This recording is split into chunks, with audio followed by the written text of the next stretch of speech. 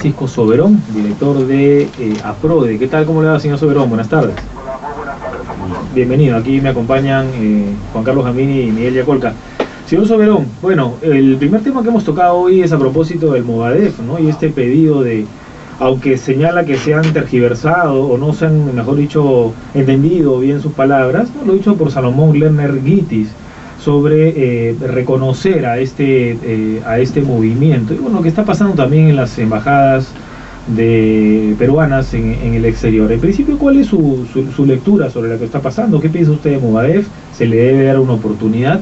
No, de ninguna manera. Movadef es la expresión del pensamiento Gonzalo, que fue el pensamiento del terror, de la muerte, de la barbarie, de las masacres colectivas de comunidades campesinas, y por tanto el Estado peruano, la sociedad peruana jamás podrá aceptar que una organización que pretende actuar políticamente se le reconozca cuando sostiene y levanta este tipo de planteamiento ideológico, político y programático.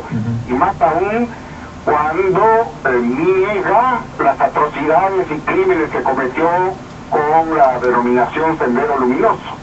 Por tanto, nosotros, no solamente APRODE, el Movimiento de Derechos Humanos en general, que integramos en la Coordinadora Nacional, tenemos una posición clara de rechazo, de condena y de disposición de confrontar en los escenarios públicos que sean necesarios a este tipo de planteamientos, de esclarecer a la ciudadanía, a la opinión pública, a la comunidad internacional, porque eso es lo que también nos corresponde y ya lo hemos hecho antes de que surgiera Movadef, cuando todavía actuaba Sendero Luminoso y no existía el Movadef. En Europa se presentaban voceros de Sendero Luminoso en Francia, en Grecia, en España, en Reino Unido, y allí los encarábamos por la confusión que generaban de querer presentarse como grupos rebeldes, ¿no? Entonces, eso es lo que ya hemos hecho en los 80 y los 90, y por tanto corresponde seguir encarándolos de esa manera y confrontándolos. ¿Qué sensación, señor Soberón, le genera ver a jóvenes, muy jóvenes, la verdad, ¿no? Porque ahí veo muchachos de 20 años enarbolando esta bandera Movadef, ¿no? Defendiendo el pensamiento Gonzalo o llamando presos políticos a precisamente terroristas que están tras las rejas. Y sin saber, digamos, ¿no? Porque al final no han vivido la época del terror que vivimos todos. Pero yo creo que es obligación de todo ciudadano joven, y más aún si es universitario, de conocer la historia reciente, no solamente la historia pasada, sino también la historia reciente. Y seguramente aquí ha habido una inacción del Estado. Recordemos que cuando se sacó el informe de la Comisión de la Verdad, ya van a ser hace 10 años, se sugirió y recomendó la Comisión de la Verdad de que se incorporaran contenidos del informe de la Comisión de la Verdad en la currícula escolar, en la currícula universitario. Algunas universidades donde habían sufrido los embates de la presencia de Sendero, algunos rectores de esas épocas se comprometieron en reeditar los capítulos que existen en el informe sobre lo que aconteció en sus universidades.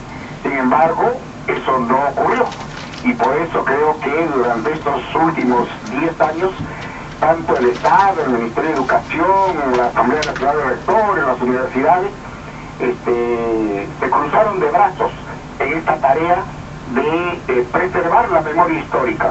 La memoria histórica es una tarea de las academias, las universidades, de mantenerla, de desarrollarla, de investigarla.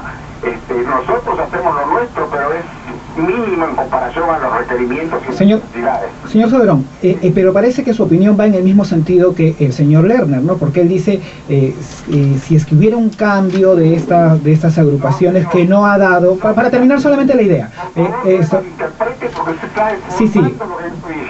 Para terminar solamente la idea, ¿no? Si hubiera un cambio realmente en ellos, que en este momento no se ha dado, ellos tal vez podrían.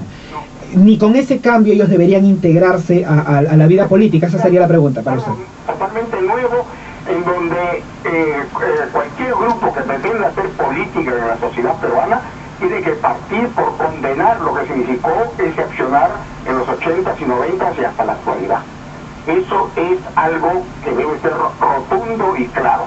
Por tanto, yo no estoy sugiriendo que si se comprometen actores que participaron en actividades del pasado en señalar que se hubieron y se cometieron estos crímenes, eso significa convalidar que puedan actuar libremente y públicamente. Serían ya otras concepciones las que pueden actuar, pero siempre y cuando haya claridad en el rechazo y la condena de lo que significó este tipo de crímenes de terror en la sociedad peruana. Señor Soberón, lo saluda Juan Carlos Gambini. Quería hacerle una pregunta concreta. Hoy se están escuchando voces ante este contexto de la posibilidad de declarar ilegal, totalmente ilegal a este movimiento. ¿Cree que se debe llegar a estos extremos o hay otras formas ideológicas de combatirlos? Formas de confrontación y el debate ante la ciudadanía es la forma más responsables y más, si cometieran delito, indudablemente que al que comete un delito se le tiene que encarcelar, investigar, procesar y sancionar. Está aquí el delito de apología. ¿Podría caber en algún extremo legal lo que ellos están haciendo en la apología? Precisos con el tema del delito de apología, porque si no también se puede prestar a que cualquier persona que levanta protesta o demanda derechos también se le pueda pretender acusar de apología. Desgraciadamente en el pasado, y hay definiciones claras del sistema de Naciones Unidas y del sistema interamericano de derechos humanos para evitar que hayan tipologías demasiado abiertas. Tienen que ser muy precisas las tipologías para que no se generen abusos cuando se pretenda aplicar este delito de apología.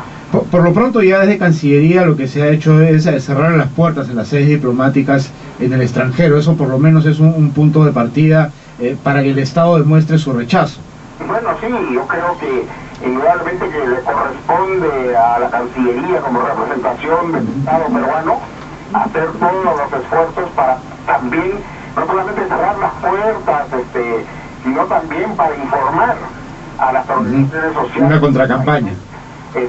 Para informar a los estados y a los gobiernos de cada uno de los países de lo que significó y nosotros, por ejemplo, hemos emprendido una campaña de enviar las conclusiones del informe de la Comisión de la Verdad sobre el Sendero Luminoso, que son rotundas y contundentes, a organizaciones de derechos humanos en Argentina, para justamente no caigan en la posibilidad, en el error, ¿no? Así es. Entonces, en la confusión. Lo que nos compete a nosotros, lo seguiremos haciendo. A propósito, su par, digamos, en Argentina, señor Soberón, ¿qué piensa sobre la visita de Movadef a la embajada? Bueno, creo que efectivamente no correspondía que como grupo sea recibido en la embajada, y por ello, porque es cierto, todos los ciudadanos tienen derecho a ser atendidos consularmente, pero otra cosa es recibir a una expresión que pretende ser política o social, y ahí desde la Cancillería, o la embajada, saber manejarse frente a estas situaciones, ¿no? Y no posibilitar de que se produzcan este tipo de aproximaciones. Claro. Este tipo de actividades de Movadef en el extranjero tienen un costo, ¿no? Hay gente, hay operaciones, gente viajando. ¿Usted tiene idea de cómo se financia ese tipo de actividades?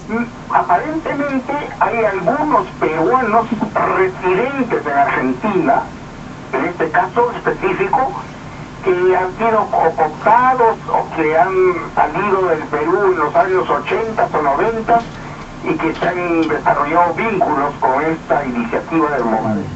Y por tanto hay algunos reportes de prensa que dan cuenta de esto, no solamente en Argentina, sino en Chile, en Bolivia, ¿no? Y por tanto eso es la forma, porque tampoco hay que magnificar. Se han aproximado 8 o 9 personas han sacado una banderola que no cuesta más de 100 soles o 200 soles hacer una banderola. Entonces tampoco debemos magnificar lo que movilizan en términos de recursos para hacer sus acciones. Sí. Más bien a veces es los medios de prensa los que a veces sobredimensionan y justamente satisfacen lo que buscan, y es tener resonancia mediática. Señor Soberón, ¿hay algún sector que culpa a los organismos de derechos humanos, ¿no?, sobre precisamente la reaparición del Sendero Luminoso por supuestamente haber satanizado a las Fuerzas Armadas y a la Policía Nacional precisamente en la Comisión de la Verdad y Reconciliación? Se señala que ustedes defienden más bien a los terroristas, ¿no?, ante la Corte Interamericana de Derechos Humanos y no a nuestros agentes. Nosotros defendemos a los ciudadanos y ciudadanas que sufren vulneraciones a sus derechos humanos, a la integridad física, a la vida, por causa de desapariciones, ejecuciones o tortura. Y esa es nuestra obligación y esa es nuestra responsabilidad.